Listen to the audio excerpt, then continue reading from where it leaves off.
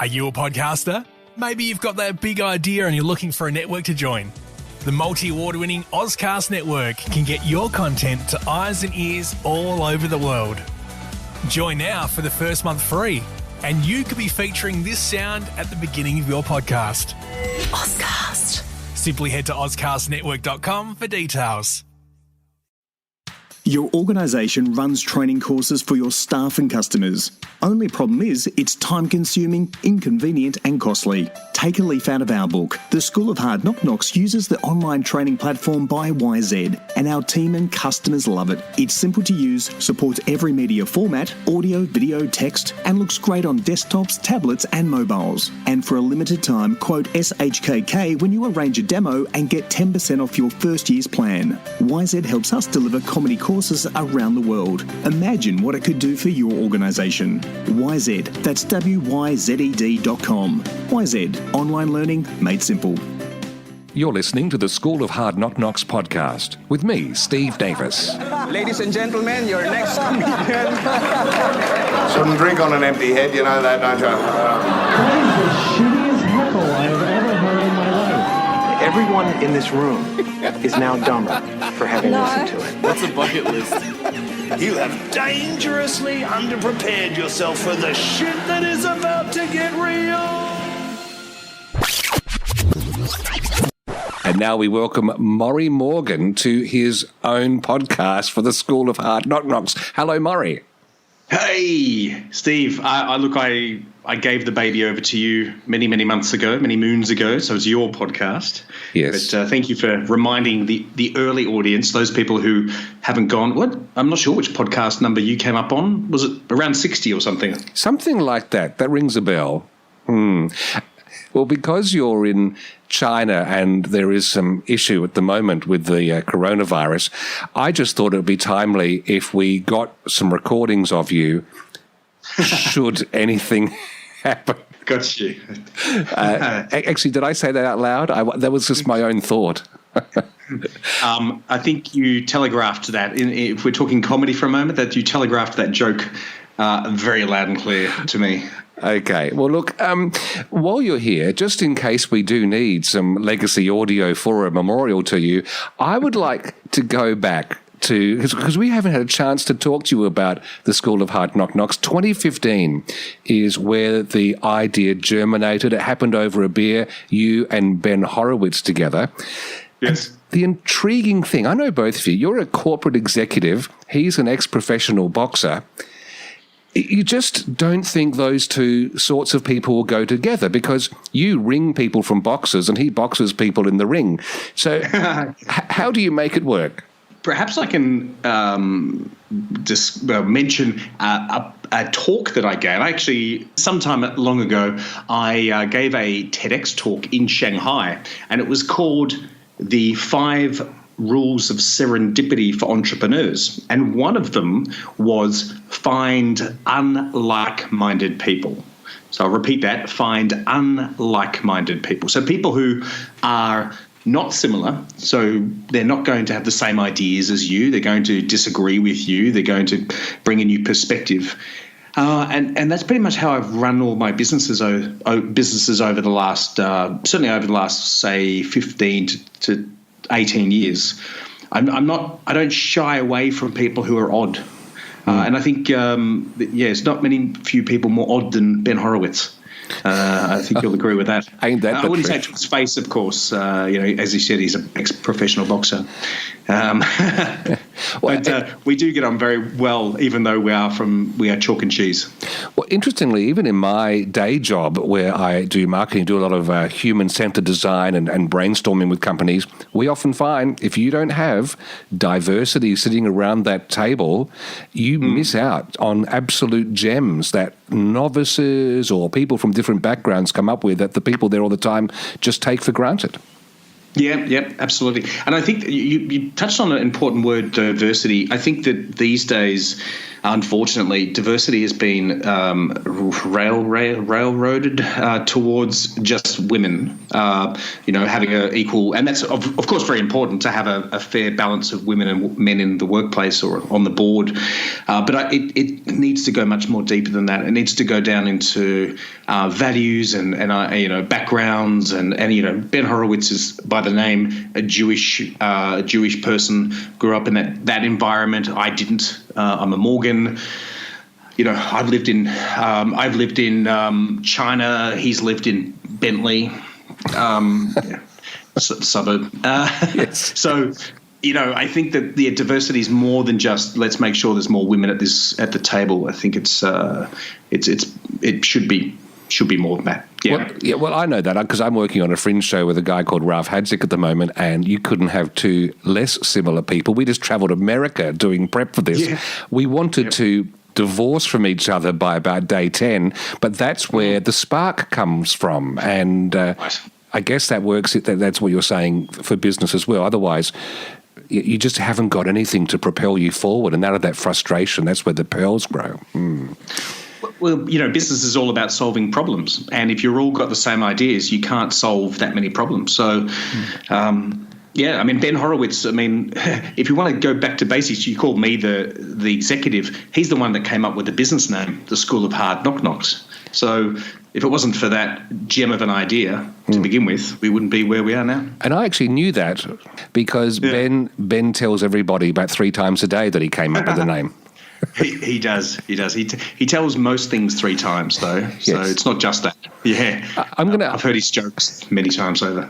I'm going to ask you about some highlights of running the school. Before I do, I just want to share one of the highlights for me in doing the courses has been the fact that I'm sitting with people, like in my first group, I had 2 Vietnamese guys, and I wasn't overly exposed to people from the Vietnamese community until then, and it just opened up my world. And so that's just not that one course. That's happened over and over again. So for me, it is actually that powder keg of working with people who are all nervous and bonding through this baptism of fire. That's great. But from your side, coordinating and running, what do you look on and say, wow, there's some things I'm going to remember? Oh, well, when I'm in Melbourne and Adelaide, many cases I've also helped facilitate some of the Adelaide courses as well. I'm not the comedy trainer. I'm sitting back, making sure we hit the times and making sure the next activity is about to roll out. But I love being in the thick of it and just seeing and just, for example, when we have an activity where we need to write a new joke, and you just have a 65-year-old retiree, you have a 21-year-old younger student, you've got someone who's come through a divorce, someone who's maybe a new Australian who's immigrated only a few years ago, all working on the same joke, and everyone coming up with completely different angles for what the topic is. And and that's a very simplified example of what I get out of it, but that's what I enjoy, just that variety. It probably goes back to my days as a Dungeons and Dragons fan, and yeah. Hang on. You just said that out loud. I just want you to realise that. Yeah, I know, but it wins. I mean, a lot of the listeners are also, so wins part of that segment. Now, the school is evolving, and if I looked around the people who are holding down roles, facilitating, like me, etc., graduates are gradually taking over. What's going on? Is this part of your master plan? Yes, it is. In fact, I think they already have. At one point, we had one external editor. He was still based in Australia, but it wasn't related to the school in any way, but over in Perth. But now everything, our general manager, Nathan Brown, who runs sort of all the day-to-day activity, finds the comedians, or at least communicates with the headliners for upcoming shows and headliners and workshops, or yourself, a facilitator. We've got facilitators in Adelaide, Sydney and Melbourne. Also graduates of the school, the editor, the videographers, all three cities, Adelaide, Melbourne and Sydney, all the videographers on the ground filming the students at graduation. Shout out to Zach, Dean and Will are all, and Gavin occasionally, Gavin Ingham. They're all graduates. And of course, Will Spencer, who's done a fantastic job, not only editing most of the videos that you see online, but he's actually just come out with this gem of an intro, which is stop motion. Yeah, I've seen it. It's great. It's brand new. We've just started rolling it out in January. So if you have no idea what we're talking about, just watch some of the videos of the graduates from January 2020.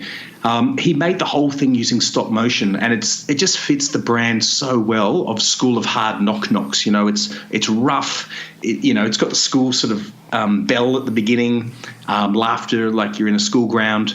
And yet, obviously, it's a stand-up intro. So it's fantastic. No, I'm really proud that everyone is so interested. And the best thing about it is we get to pay everybody. Yeah. And we're not outsourcing to a foreign country. Everyone is in Australia, which is nice. Hang on, are we paying you in China? Because that would be outsourcing. I think it goes off to a, my Generali account offshore, I'm sure.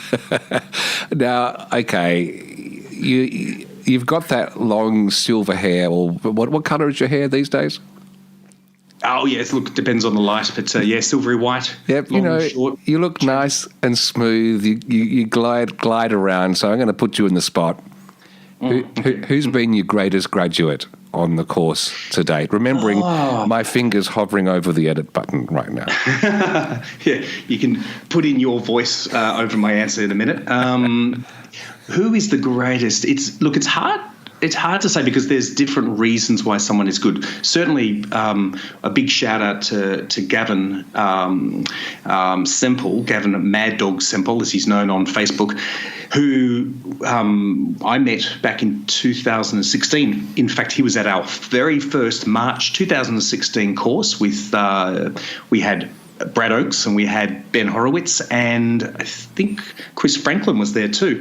And his jokes were pretty ordinary, but he was also 18 years old, so as you would expect, they were pretty ordinary. Yeah. And then 2 or 3 years later, he comes second at Raw Comedy. I mean, that's a real achievement. Very, very impressive. So he's great. A big one to Matt O'Neill. Matt O'Neill is, in fact, again, coincidentally, also our very first course back in March 2016. He was there alongside Gavin.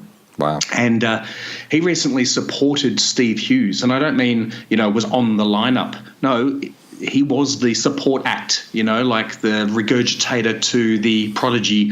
That's a very 90s reference there. Support act to one of Australia's greatest comedians. So pretty proud about both of those guys. Yeah. But I'm also proud about someone like Lee Ton, back to your Vietnamese comment earlier. Lee Ton's Aussie Vietnamese, grew up sort of in that, family immigrated over after the war or possibly during. And now he's a successful banker and whatnot, but he is not afraid of trying new things. And he last year did Melbourne Fringe by himself, his own show. He did Adelaide, he did Sydney Fringe. He's doing his own Melbourne Comedy Festival show this year, again by himself as a solo act. And I think he did our course back in 2018, I think, from memory. So, yeah, he's also someone that I'm pretty proud of as well. So, looking ahead 5 years from now, what do you think the school's going to look like? Where do you think we're heading? Well, we are in Adelaide, Melbourne and Sydney. We have plans, I think, in August this year for Brisbane. We have our partners in venue space is the AGA, Australian Venue Company, AVC. They help us out with venues in Sydney and Melbourne. They also have venues I think it's in Wellington, so we might be going to New Zealand. That's a possibility.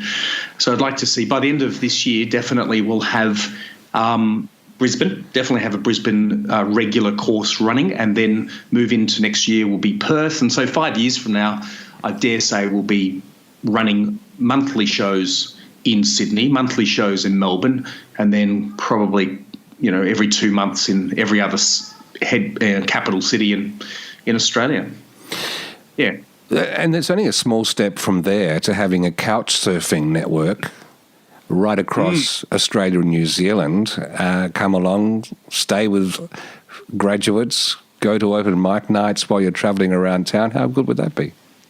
Oh, absolutely. And just between you and me, Steve, there is talk of an actual venue somewhere in the next 2 to 3 years. So possibly might have some bunk beds in one of the corners or something for people coming over. But it makes sense. We run courses in Melbourne every month. They sell out now. The February course for the Melbourne course is just sold out today. And, should we be running fortnightly courses instead of monthly? As soon as that happens, I think we look at getting a venue. Yeah. Now, if I can escape China, of course. Yeah, exactly. Well, I'm thinking you might even be able to open up some open mic nights here where there are some offshore processing centres, because you're going to have to spend some time in quarantine on the way back to Australia. Christmas Island. Yeah, Christmas Island stand-up, yeah. How good would that be? Terrible, probably. But, people can't walk out on you. Yeah, exactly. They get beaten up. Now, look, you're in Beijing, China, as we've mentioned. I saw some recent Facebook posts. Chengdu, is that how you pronounce it? Chengdu, Chongqing.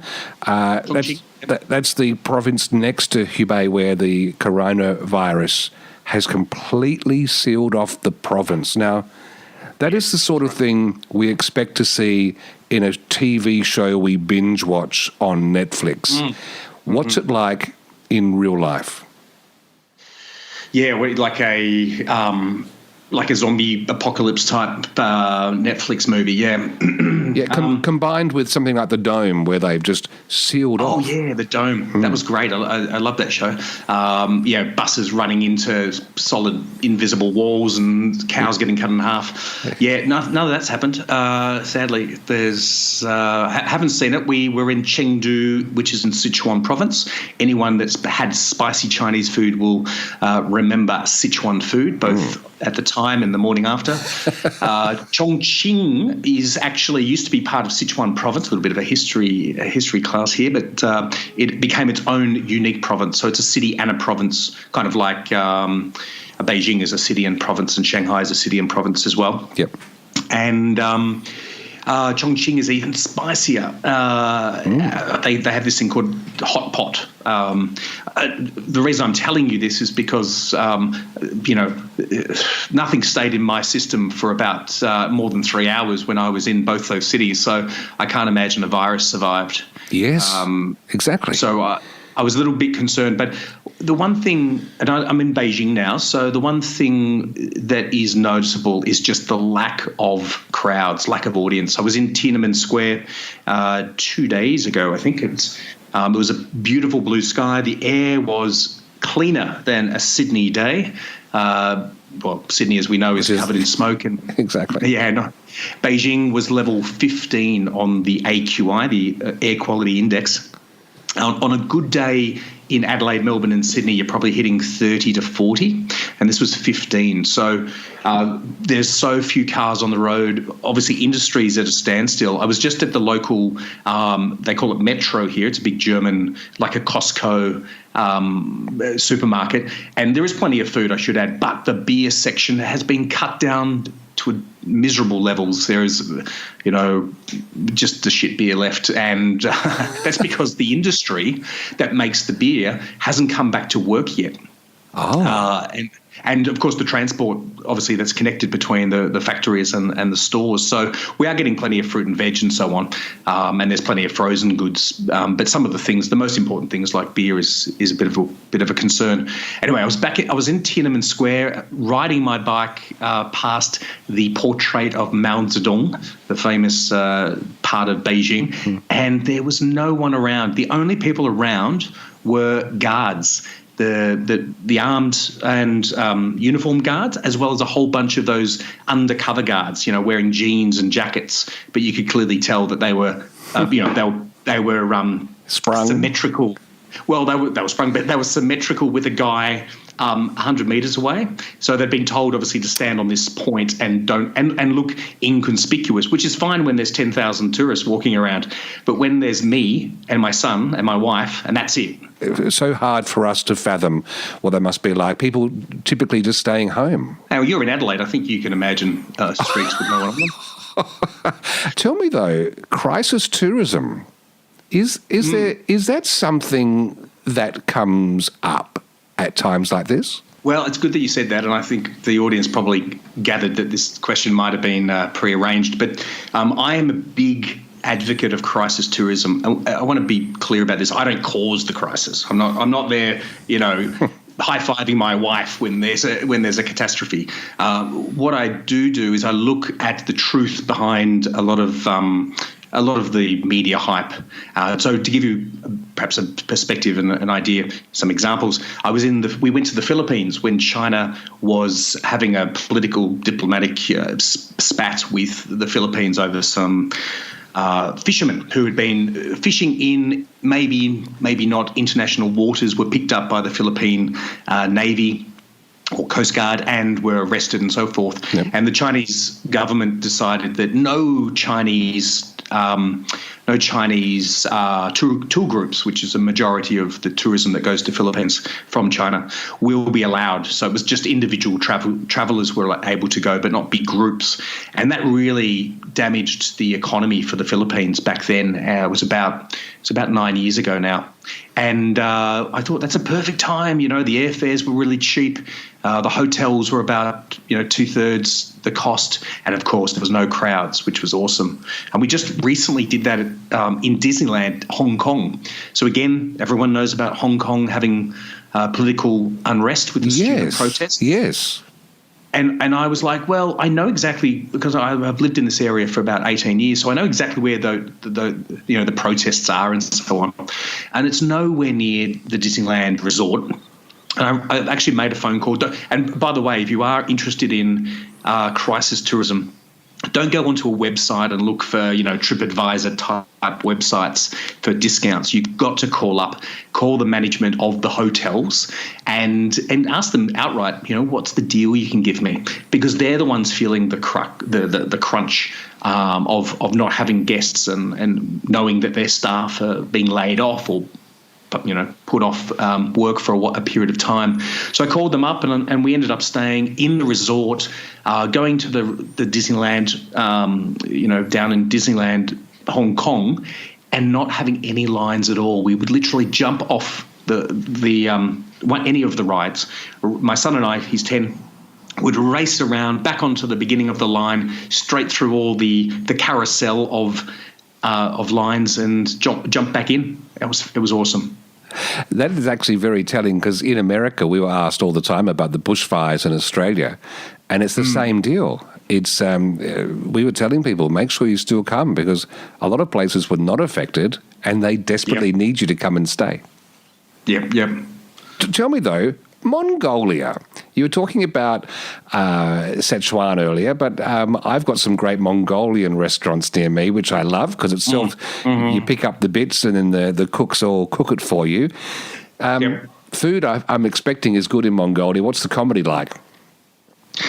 Well, I'll catch you up on the first thing. Firstly, the food in Mongolia, the country Mongolia, is pretty awful. I apologise to all my Mongolian listeners. But honestly, Mongolia, if you go a little bit of a history lesson, has been heavily influenced by the Russians, by the USSR actually, and then Russia. So say no more. Yeah, so Russian foods can be a bit bland at times. So the Mongolians are now known for two big things, and that's fighting and vodka. They're not known for Mongolian hot pot, which unfortunately, perhaps, for the Inner Mongolia, which is a province of China, which when Mongolia, again, don't go into history lesson here, but Mongolia as a country, used to be the size of China, and therefore, and more so. I think got all the way to Turkey at one point under the Mongolian Empire, the Yuan Empire, Genghis Khan. But the better food, I find, is in Inner Mongolia, which is influenced by the rest of China. So they get a little bit more spices, a little bit more culinary creativity than, say, Mongolia that you are referring to. That wasn't your question, though. Your question was comedy. What is the comedy like? Very surprisingly good. Can I say, for the record, I would expect it to be good if your audience is either drunk on vodka or ready to fight you. I think you're going to be on your best game. Alcohol does help with the level of humour. Perceived, I should say. It doesn't make you funny, but it makes your audience perceive you as funnier. That's for sure. Ulaanbaatar. Now, if there was a spelling bee, this is for the grand prize. If you can spell Ulaanbaatar, that's the capital of Mongolia, you would definitely take out the World Championships. There's 2 L's, 7 B's, some T's in there. That is the capital. They have a very good comedy room, UB comedy, Ulaanbaatar comedy, UB comedy. Yeah, I picked that up. Yeah, and one of the most interesting things is it's completely in Mongolian. So they're not sort of taking up US, where the origin of stand-up comes from.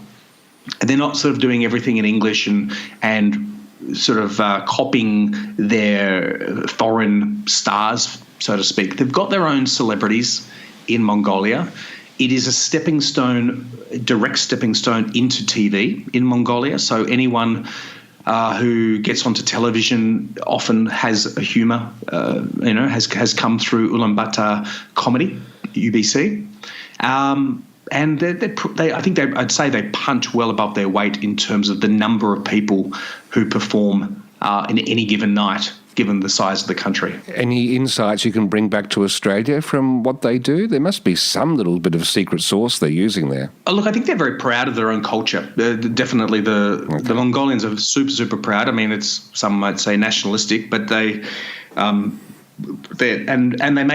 make everything relatable.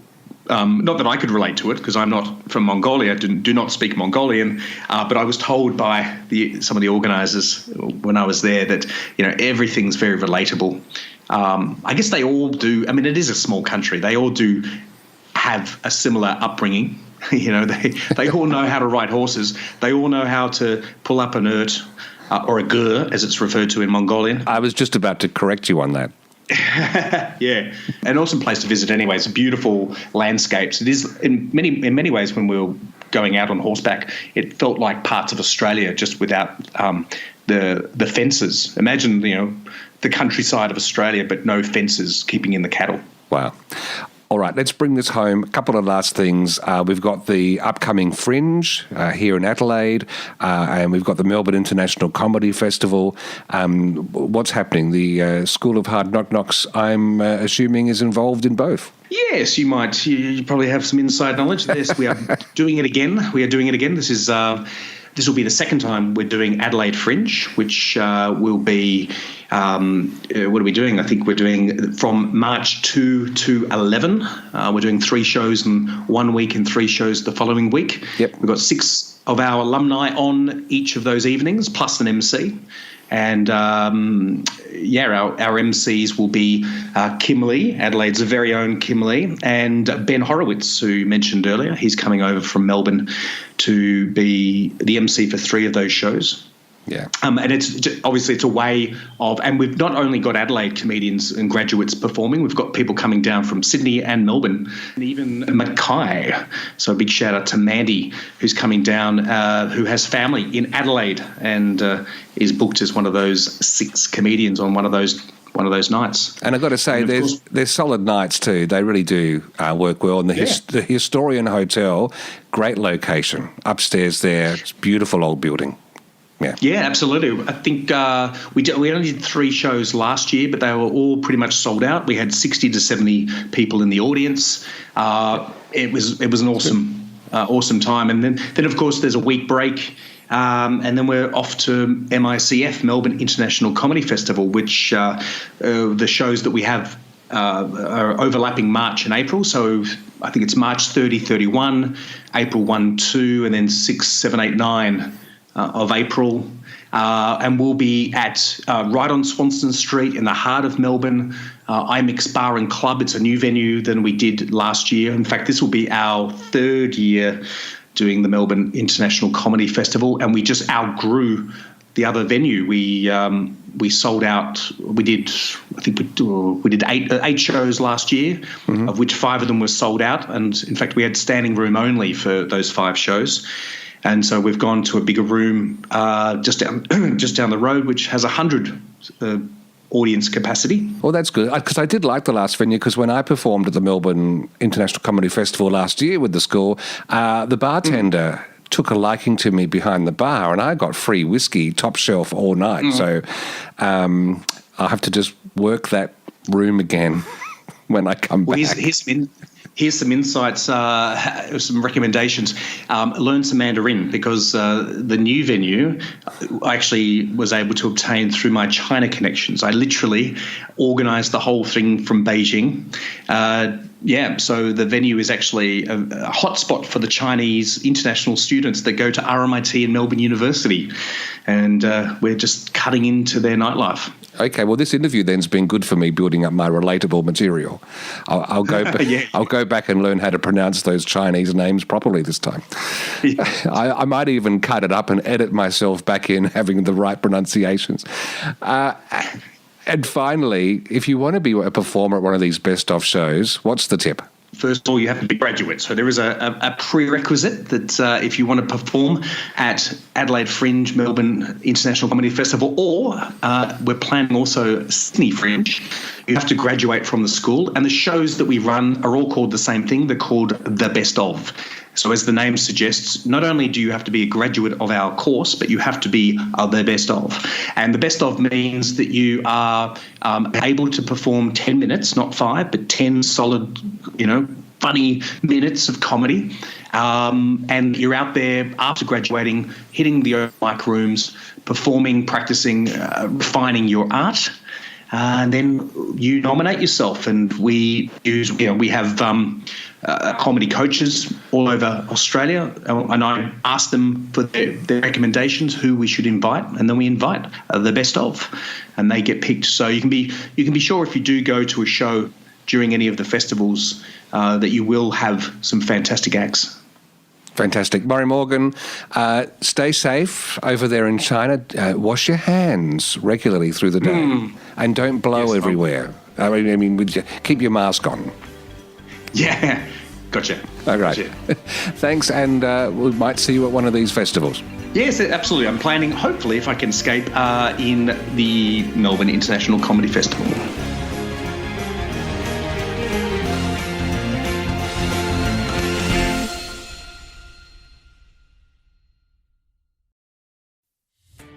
Are you a podcaster? Maybe you've got that big idea and you're looking for a network to join. The multi-award-winning Ozcast Network can get your content to eyes and ears all over the world. Join now for the first month free, and you could be featuring this sound at the beginning of your podcast. Ozcast. Simply head to ozcastnetwork.com for details.